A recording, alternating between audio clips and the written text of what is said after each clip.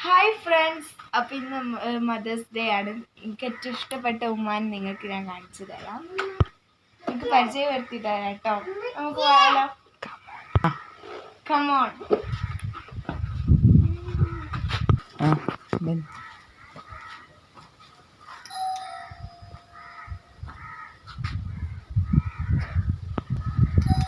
അമ്പടി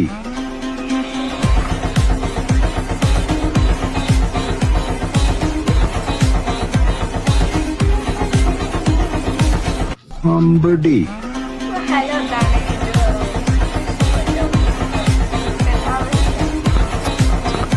ഉമ്മന്റെ പേരെന്താ?